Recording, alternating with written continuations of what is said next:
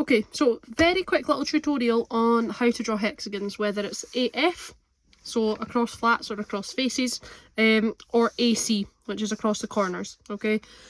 Slightly different techniques for the two of them, but fairly easy once you've done a few practice ones and kind of get the hang of it. So, what I'm going to do is I'm just going to set my compass, I'm just going to draw a couple of different circles and then kind of go over with you guys how to build up these hexagons. Sorry, my compass is not working properly. There we go. So what I'm going to do is I'm just going to build up my circles quickly. Size wise it doesn't actually matter for this practice video, we can just have a wee go at any sort of size, the technique's always the same. What I'm doing there as well, I'm just going to mark the centre points, just make sure when you are drawing the circles you've got that as a wee reference, just will make your life a wee bit easier. Now, these circles are quite light, so if you can't make them out on the camera, I do apologise. Hopefully you'll be able to pick up kind of a wee bit of what's going on. So, AF, or the across flats or faces ones, I think these are a wee bit easier to draw, okay? Now, because I've got such a small set square here, I'm just going to build myself a couple of little guides up on my page, because my set square, if I put it to the bottom of the page, I'm never going to actually be able to reach that circle. So I'm just going to quickly build a couple of light wee guidelines there for myself, just to make it hopefully a little easier as I build this object up.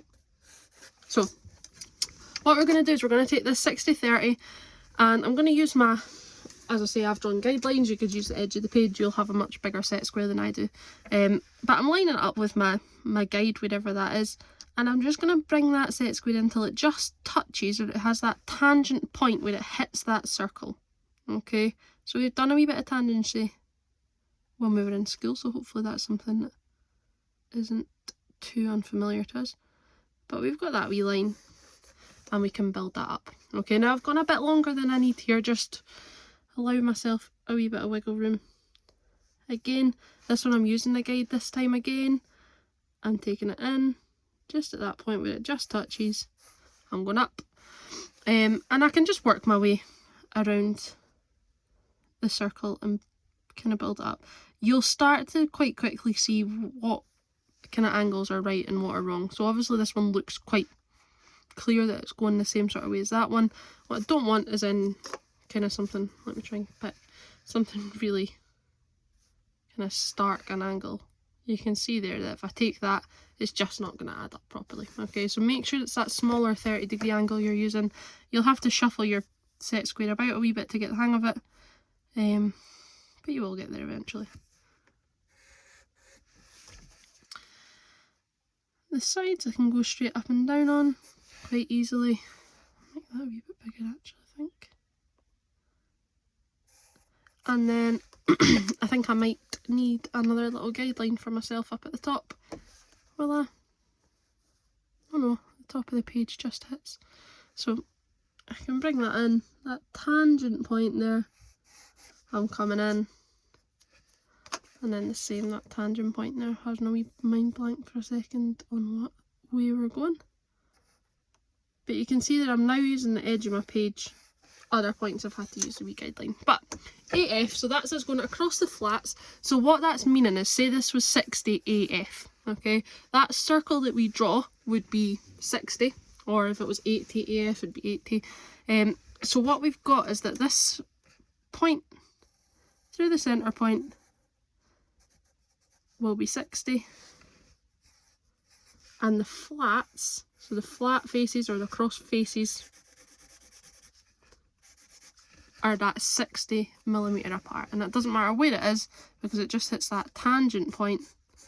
So every one of those flats will be 60mm. So that's how you build up a hexagon that has been specified as an AF. So like I say, across flats or across faces. The next one, I think it's slightly trickier, is the AC, so across corner hexagon. So again, let's just it says 60. Imagine that this circle that we've drawn is 60 millimeters. I don't think it will be. I just picked a random size. Yeah, it's like 64 or something. But so we've got that circle. So like I say, whatever the size the hexagon is, you draw a circle that size. Okay. Now, this one, there's a couple of different ways that you can build it up. One similar to the technique that we've used there, and one that I personally think is a little bit easier. But I'll show you both and you can kind of have a wee try for yourself and see what works. So again, I'm going to build myself a couple of wee guidelines just to make my life a little bit easier when I'm drawing these. They don't need to be big massive lines, just something to rest my set square on, or to line it up with. There we go. So what we're going to do for the AC is we do need that corner point here, okay? Because we want the corners to be 60, it's going to be kind of inside the shape. So those flats are that way. AC, the way that someone in one of my old class kind of did to remind themselves this, and I've actually used it since, is that the AF, they didn't really have a way to remember, but AC, he thought of it like air conditioning. So air conditioning is like inside cars or inside houses. So the AC hexagons will be inside of the circle, okay? Like I say, it might help, might not. I've been using it as a way to remember it myself for the last couple of years since he said it. I think it's quite a good way to remember it, but yeah, may or may not be of much use to you. So what we're going to do is, now we've got that point where we need to start, we're going to start taking those angles, but this time we're working inside the object, so that's kind of why we've got that first line. This way I think is a wee bit trickier, and it, to be honest, doesn't work out perfect every time. I tried to film a wee video earlier and it went really squint, so I'm redoing it. But I'm lining up with my guidelines, and I'm just going to kind of try my best here to line them up. This one will be a wee bit neater because you can see exactly where you need to stop. Taking my tri-square, or my set square across, sorry. Making sure I'm lined up with my wee guidelines. And I'm working down, okay? Again, just shuffling that wee set square about to get yourself to that correct angle.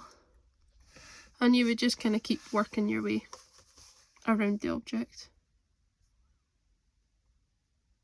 Now, I'm going to leave that one there because I'm sure you can work out how to draw two last lines. And I'm going to show you a slightly different way, which I think is a wee bit easier, maybe slightly messier in terms of construction, but as long as you do nice light lines, you'll be fine. So I've got my centre point there.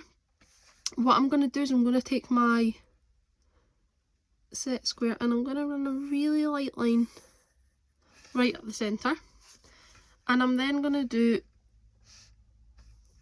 a 30-degree line through this way, and then another wee, as best as I can, 30-degree line through that way. So I'm kind of splitting this up into the segments. So we've got that there, okay? And then all I would need to do at this point, like I say, I think this one's a wee bit easier. You might prefer doing that. It's really up to you. But at this point, all I would need to do would be to just join those dots.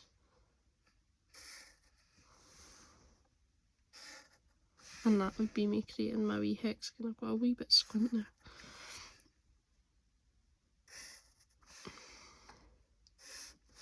And that would be like our 60 AC, for example. Now, again, I'm going to just quickly, so that one there, if we're talking 60, so the diameter of that circle is 60 millimeters, and because the corners are on the circle this time rather than the flats, that would be kind of why that's called an AC. And you'll notice, where's that first drawing that I had? If you look at them, those two circles that I've drawn are exactly the same size. Now that one's a little bit wonky, but what you'll see is even though that circle that we started with is the same size, that AF hexagon is a lot bigger than the AC hexagon because we have, of course, got those flat surfaces. If we drew a circle kind of between the flats on this, you'll notice we're quite a bit, it's a terrible circle, but we're quite a bit smaller.